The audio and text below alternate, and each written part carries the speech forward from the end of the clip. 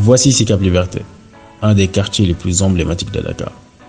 Ce quartier fondé après les indépendances était une fierté pour le Sénégal et le symbole d'un avenir radieux que prévoyait d'avoir la région. Sicap fut l'un des premiers quartiers résidentiels de la capitale avec des immeubles, des villas, des espaces de jeux et un jet d'eau très célèbre. Les gens venaient même se prendre en photo vêtus de leurs plus beaux atours. Les habitants de ce quartier étaient réputés pour leur culture et leur savoir-vivre exceptionnel. Il faisait bon vivre à Sicap. Et l'élite de la jeune nation sénégalaise à l'époque profitait pleinement des privilèges que leur accordait ce joyau de la capitale. Mais malheureusement, tout cela a pris fin.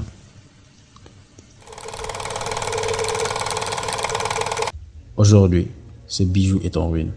et a perdu tout son éclat d'antan. L'anarchie et le désordre y ont élu domicile au plus grand désarroi des habitants qui restent nostalgiques d'une époque bien lointaine. ñu waxtaan ci suñu Sicap bi nag fan la jëm naka la meloon naka la ñu fan la ñu bëgg mu toll parce que jéggi na dayoo chaque jour ñu gis lu ñu naqadi biir Sicap chaque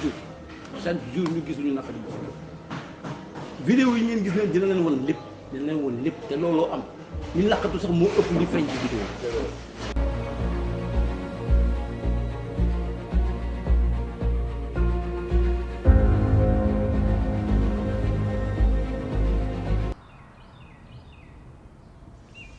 Les natifs de cette localité ne cessent de se battre pour redorer le blason de leur bien-aimé Sicap.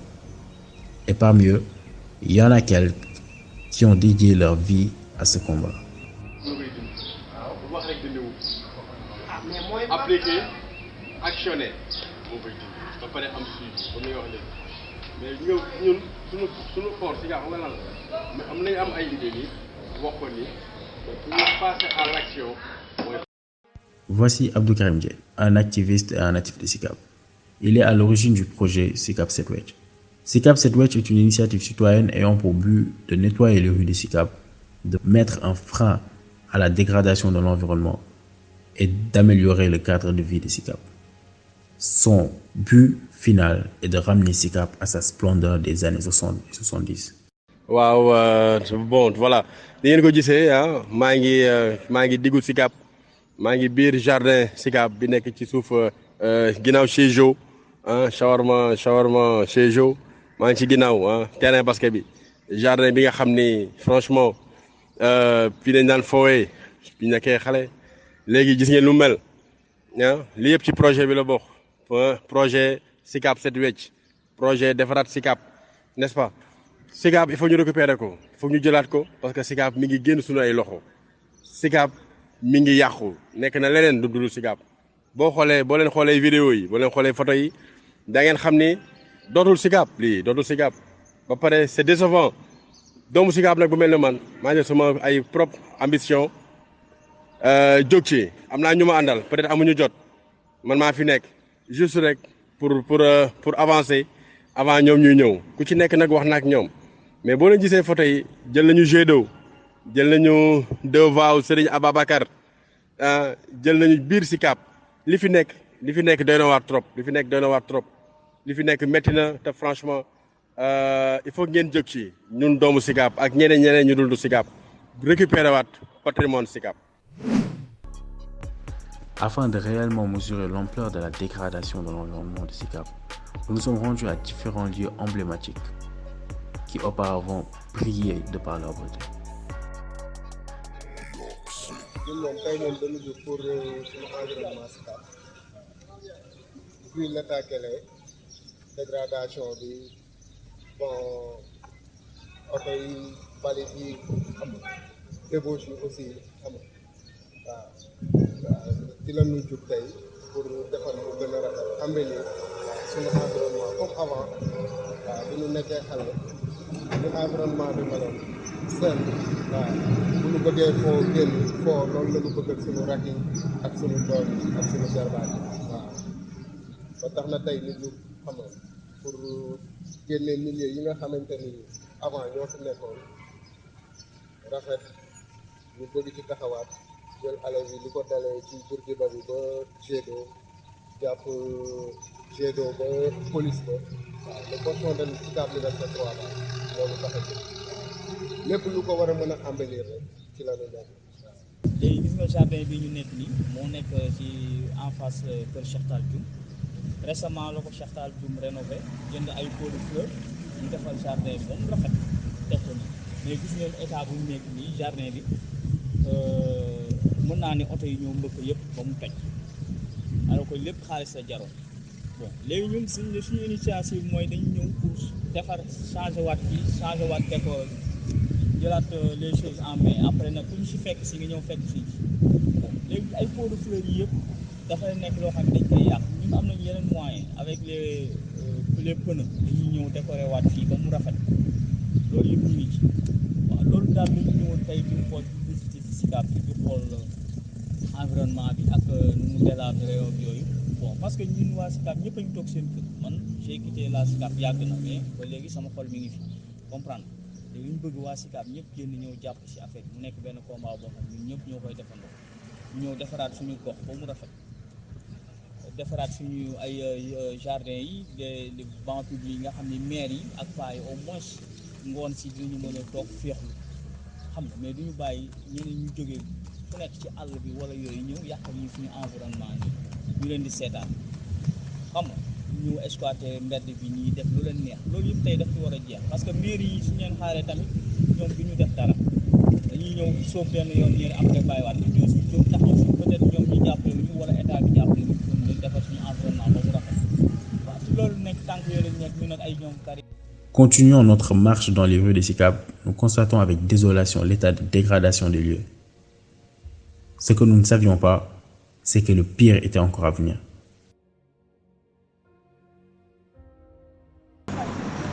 Sicap xoolal lii xoolal patrimoine Sicap xoolal lii ah patrimoine Sicap ah lii mënul ne lu mel ne Sicap ah te fii ñi ko tuddee Serigne Babacar Sy voie bi nañ tuddee Serigne Babacar Sy waaw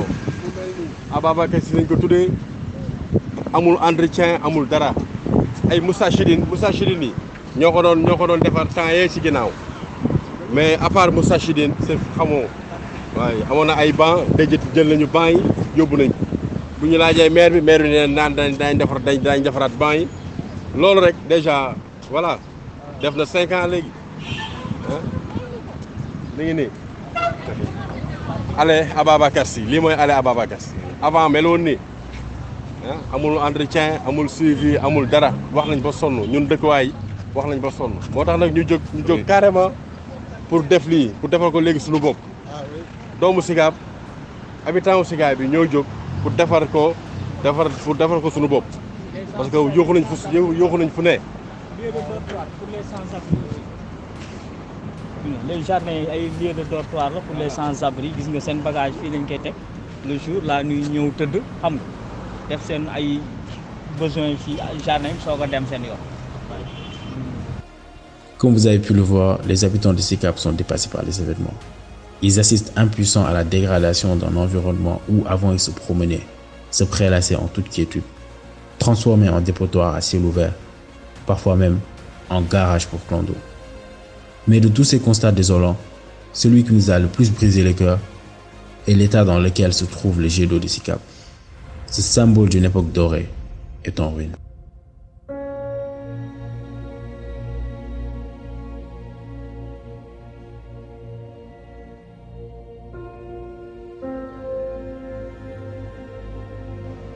parce que li muy wax lii mooy li am léegi Sicap ci gàttal daal il faut une prise en charge du quartier waaw prise en charge du quartier daal loolu mooy moo clé prise en charge du quartier bi mooy que doomu quartier bi nañu toog ñu waxtaan ci suñu Sicap bi nag fan la jëm. bon initiative bu rafet parce que Sicap la te ñun ñooy Sicap mooy ça veut tout dire ndax fii nañ juddoo màggee fi yaroo fi benn jour maa ngi naan Karim Sicap bu yàqoo rek wàllu yaa ngi ko yàq moom mooy ñu fekk si mais bu ñu ñëwoon topp si ñu lu ñu nekk Sicap du mel nii parce que dafa bëri désordre dafa bëri lu ma neex def je m'en fous moo fi bëri mais nag kooku ñun ñoo war jël suñu initiative bopp defar ko ndax suñu papa yi bi ñuy jënd Sicap demeewul woon nii kon ñu war ñu ko bàyyi mu demee nii loo gis ci koñ bi tey wala loo gis ci Sicap bi peut-être ñaar wala ñett nit ñoo ciy jàpp mu baax comprendre Sicap li ma leen yàgg wax rek entente tant que amu fi entente ñu booloo nekk benn tant que amu fi Sicap du mos a dox ndax du mairie yi ñoo koy doxal ñun ñoo koy doxal ba pare ku nekk bale sa buntu kër mu rafet mu commencé dem xam nga benn jëppal mos na def benn initiative baleel ma bale ñu daj jëppal ñu ngi koy def et pourquoi pas Sicap parce que déggooguñu il faut ñu xam ñun ci ban mairie lañu bokk ba pare comprendre découpage bi moo ñu indil problème bi yëpp te découpage bi je crie haut et fort découpage bi baaxul ci ñun suñu portion bi baaxul soit dañuy delloo Sicap soit ñu xam ne jëppal nañ bokk waaw il faut ñu jéem a rayante découpage ba pare Karim waaw non découpage moo baaxul arrangé wul ñun arrangé jëppal moo ñu arrangé wul comprendre lu expliqué Karim kaay li may wax nii dama bëgg ci affaire découpage bi ñu sànni ci tuuti grain de sel découpage bi baaxul ci ñun ñun dañ nekk benn portion boo xam ni nous sommes les oubliés de jëppal maanaam mairie jëppal fii presque da koy fàtte presque parce que buy def citation day def jëppal Derklé Castor doo dégg mu ne Liberté 3 de dama ko yàgg kaas loolu nag affaire de préfet la wala sous préfet wala ñun habitants yi ñu def pétition comme quoi que dañuy dellu Sicap 100% wala dañuy rester jëppal 100% mais fii dañu diviser tey ñii dañuy voter gauche ñii voter droite mais fan la entente mën a amee Sicap maire boo ni defal fii mu ne bokkuma foofu mais moo indi problème bi tant que lijjanti wuñu ko ci source bi moo naan ñu delloo découpage bi nu mu meloon ñu bokk soit ci Santi Agne ñu xam ne fa lañ bokk une bonne fois soit ci Cheikh Gueye ñu xam ne fa lañ bokk mais tant que ñi ngi def njaaba njëlle Sicap du mës a dem te day laisser aller yi dafa bari laisser aller yi su ñu koy wax mooy aller bi bon dégg naa ay projet mais ba léegi mooy loolu. projet dem na 5 ans. waaw dégg naa ko wax nañ ma ci ay wax sax mais man lu ma gisul mënu ma cee wax yaa ngi dégg ñun nag on n'est pas la police pour lijjanti Sicap allez ku ñu ñoxoon Njaay ñun ngay njëkk a woo ñun ñooy nekk fii di dindi bu yàggee sa gars yi dañuy jëpp dañuy def ñun ñooy def semer la police te du la police dañu bëgg Sicap neex Sicap set Sicap nekkaat Sicap comprendre ñun dëkkuñu banlieue fii Sicap la quoi xam nga ay defar ko scooter ay jaay ko mango fii ay jaay dàll fee mais loolu mosul am Sicap mais pourquoi ñeneen ñëw di ñu sa yàqal Sicap xam nga bu ñuy bañ dañuy commencé bañ fii su ngeen def initiative bu rafet la man moom dama koy rafetlu te foo leen ma woo ma wuyu leen ci côté boobu comprendre pour Sicap dox nee ma acca man dama naan la bisimilah du ma reculer ci dara ci maire rek ci ñëpp fu ñu war a wax pour Sicap man dama koy plaider ba tey du ma maire du ma conseiller du ma dara mais suñ taxee dama leen expliquer li Sicap soxla intérêt Sicap rek moom tax a jóg yaa ngi dégg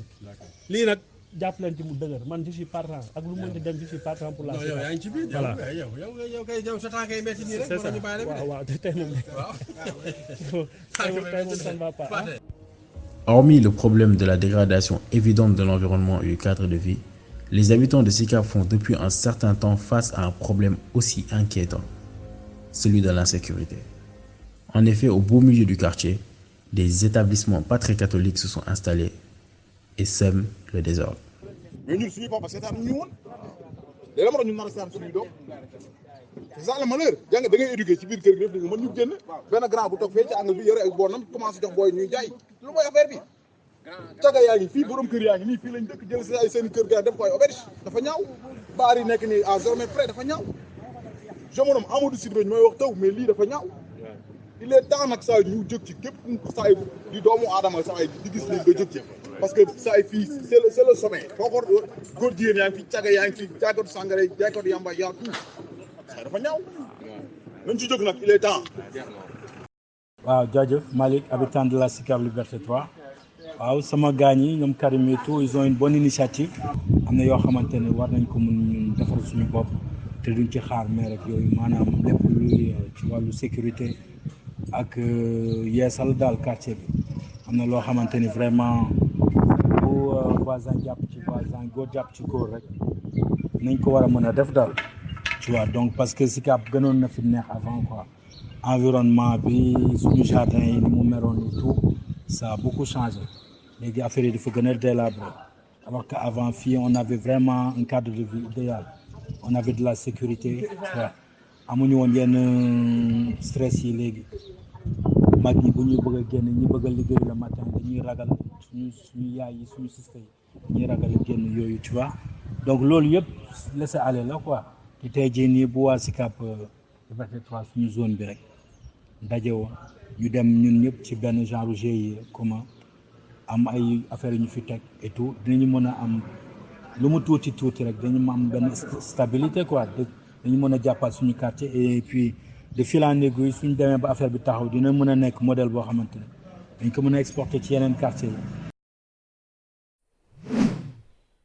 Insécurité, dégradation de l'environnement, cadre de vie sale.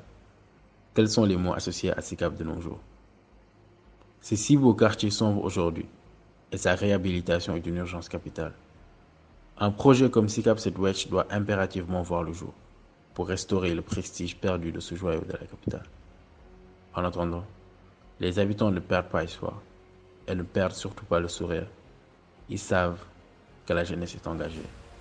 que les choses vont bientôt changer. Sicap léegi dafa bëri dox daje. voilà léegi nag yaa ngi wuyu si ginnaaw bi. dox daje. dafa bëri dox daje.